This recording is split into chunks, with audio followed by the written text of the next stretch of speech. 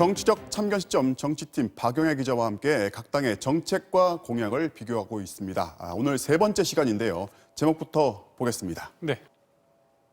부동산 정책 집값 어떻게 잡나인데 오늘은 부동산 공약입니다. 네, 부동산 안정을 위해서 공급을 늘려야 한다는 진단은 여야가 같습니다. 그런데 어느 지역에 어떻게 집을 공급할지 구체적인 방안은 전혀 다릅니다. 비교해서 먼저 들어보시죠. 네.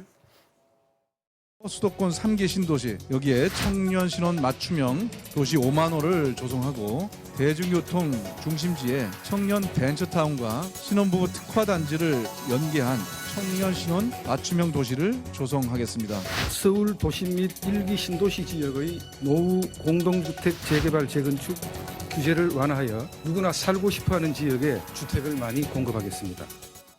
네, 그러니까 1기, 2기 신도시에 이어 다시 서울 외곽 아니면 낡은 구도심의 저렴한 부지에다가 아파트를 싸게 지어서 청년과 신혼부부에게 10만 호를 공급하겠다. 여당은 이렇게 젊은 층을 공약하고 있는데요. 네. 야당은 이에 대해서 기반시설도 없는 외곽에 아파트를 지어도 사람들 별로 안 좋아할 거다. 졸속 정책이라고 비판을 하고 있습니다.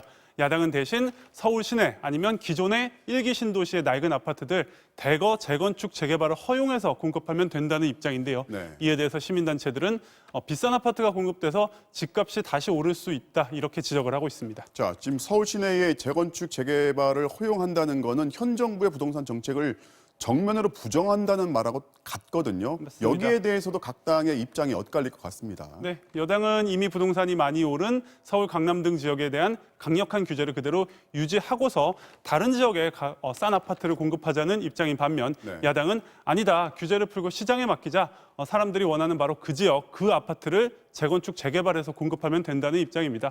부동산 세금에 대한 입장도 여야는 정반대인데요. 최근 선거가 다가오면서 여당 내에서 입장을 좀 바꾸는 듯한 모습도 보이고 있습니다. 네. 들어보시죠. 정권의 부동산 정책 실패를 집 가진 국민에게 벌금처럼 세금으로 물리고 있는 것입니다. 종부세를 내는 가구의 수는 2.5% 정도 됩니다. 초고가 주택이나 다주택 소유자가 아니라면 종부세 걱정을 할 이유가 없습니다.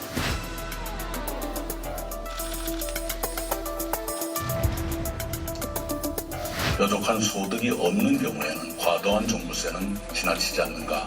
그런데 선거가 되고 나니까 또 마음이 급해졌는지 스스로 뒤집는 발언을 하셨습니다.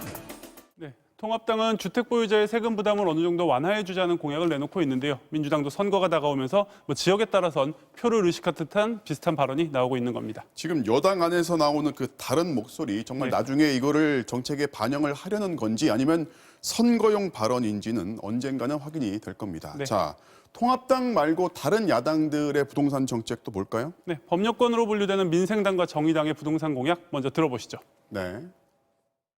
거래는 활성화하되 집 투기는 막는 초강력 부동산 정책을 시행하겠습니다. 이를 위해 현행 종부세를 누진적 종부세 세율 구조로 개편하고 일꾼의 의지를 꺾는 선제적인 정책이 필요합니다. 보유세 강화를 통해서 부동산 투기를 근절하고 조세 정의를 실현해 나가겠습니다. 네, 민생당 같은 경우는 집 한 채에 대해서는 종부세를 면제해주고 대신 두 채부터는 집을 많이 가지면 가질수록 세금이 늘어나는 누진세를 적용하자. 또 서민들을 위해서 부동산 대출에 대해서는 규제를 폐지하자는 공약을 내놓고 있습니다. 네. 정의당 같은 경우는 임대사업자에 대한 세금 혜택을 폐지하자. 또 국회의원을 포함한 고위공직자들은 집을 두 채 이상 갖지 못하게 금지하자는 공약이 눈에 띕니다. 네. 각 당의 부동산 정책이 민심에 얼마나 영향을 줄지 지켜보겠습니다. 지금까지 박영애 기자였습니다.